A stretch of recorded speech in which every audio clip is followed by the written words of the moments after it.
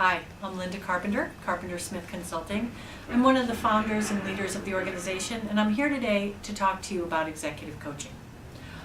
Over and over again, I'm asked, what is executive coaching? What do you do in there? What kinds of things do people talk about? Why executive coaching? Do I have to be an executive? There are a ton of questions about the process, and I would like to tell you a little bit about how we do executive coaching at Carpenter Smith Consulting. The idea of executive coaching initially was that people in leadership had fewer and fewer resources and needed support and mentoring so that they could achieve their goals and the goals of the organization.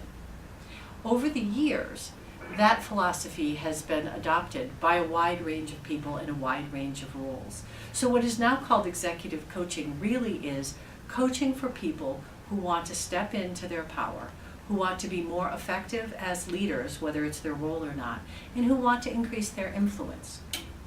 In our work as executive coaches, we really do two things.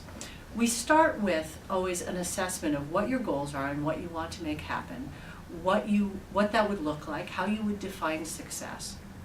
But we also step back and think about who are you and what does your life look like, and how are you managing your life so that in addition to focusing on any tasks or efforts or initiatives or goals or actions, we're always watching for how are you taking care of yourself, your health, your relationships, your stress levels, your sleep levels, the whole of you. Because if you are not taking care of yourself, if the relationships in your life are not settled in ways that are good for you, if you're not taking care of your health, if you're not managing your stress, then you cannot step into the leadership and influence you want to have on the tasks and goals and initiatives you're trying to make a difference in.